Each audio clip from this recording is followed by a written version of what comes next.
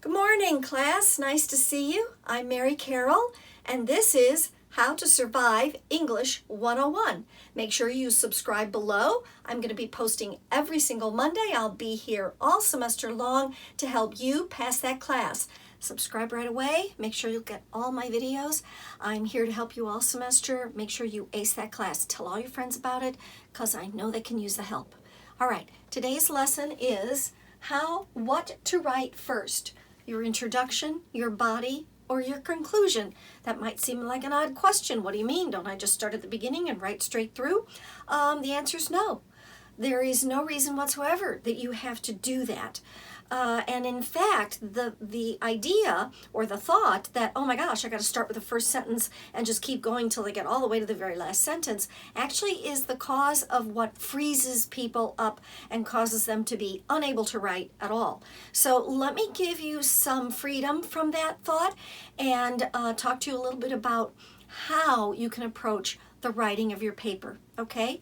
Now, one reason why you might not start with the introduction, okay? The biggest reason is that you haven't written anything yet. Very, very hard to write an introduction to something you haven't written yet.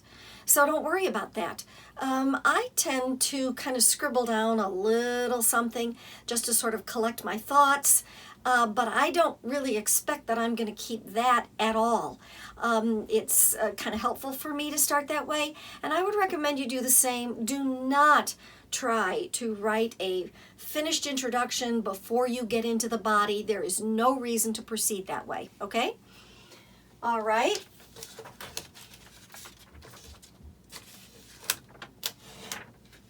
So here's another thing that you can do. Another way to proceed is to identify and label the parts of your argument.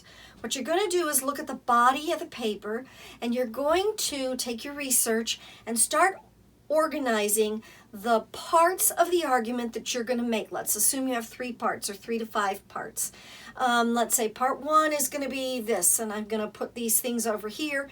Then I'm going to move into this part of the argument, and I'm going to have all of these things, and so on, and label them, and just make a little list for yourself for the order that you think you're going to proceed in as you lay out your argument. And then dive in and start writing those arguments. Now, you got to forgive yourself because you can write one argument or one part of the argument that you thought was going to be first, and then when you get into the second part of the argument, you realize, oh, whoa, no, this really needs to be first. Okay, fine, flip them.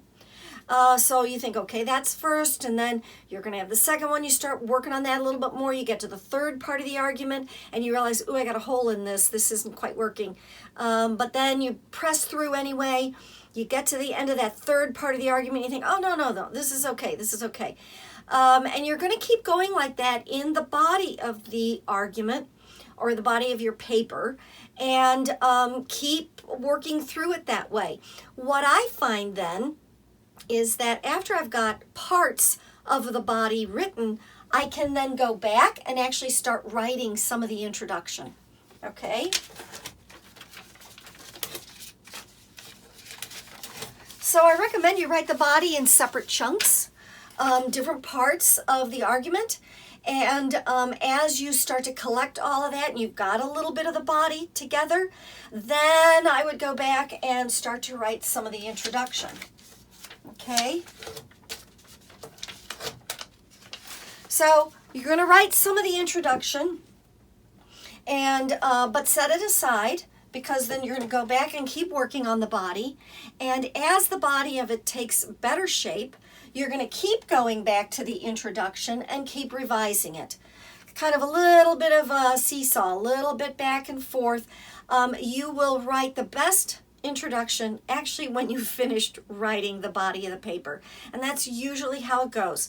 If you've got some kind of clairvoyance and you can write that introduction right out of the gate, well, that's fine. Go ahead and do that.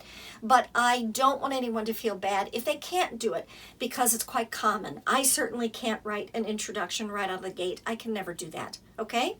Now that leaves the conclusion. Okay? You might think, phew, conclusion, done. Well, not exactly. Your conclusion is your last chance to make a lasting impression on your reader, which of course is going to be your professor. So it's your last chance to really impress them, to convince them that your argument is correct, and fingers crossed you made a good enough argument and you presented it well enough that your professor agrees with you by the end of the paper. So that's fantastic. But just because you're at the end, don't think, oh, well, I'm here. I can just write it quick and boom, we're done. The conclusion's very important. So expect to revise it. Doesn't mean you won't need to revise it just because you're at the end of the paper. So you're going to write your conclusion. What I suggest is that you set it aside, let it get cold for 24 hours, then go back at it and take a look at it and ask yourself, am I providing the lasting impression that I really want to give? Have I convinced the professor that I'm right? Have I really argued correctly in support of my thesis? Okay? All right, so this is the order you can write in. Skip the introduction. Sometimes I write a little scribble of something just to sort of collect my thoughts, but I'm not really trying to write an introduction. I jump right into the argument, kind of organize it, label the parts, and then start to write the body in separate chunks. And as I play around with the parts of the argument, move them around and so on until I get it in the order that I want it in, then I go back and write the introduction. And then between the body and the intro, you're kind of going back and forth. You continue developing that body and you go back and say, okay, wait a minute, now I can really fix up the intro. Now I know where the paper's headed, okay? And finally, your conclusion, that's where you've got your last chance to make a great impression. So just because you're at the end, don't think you're not going to have to go back and revise. You will have to. The conclusion's very, very important, okay? All right, next lesson is what should the introduction do, okay? I'll see you next time. Bye.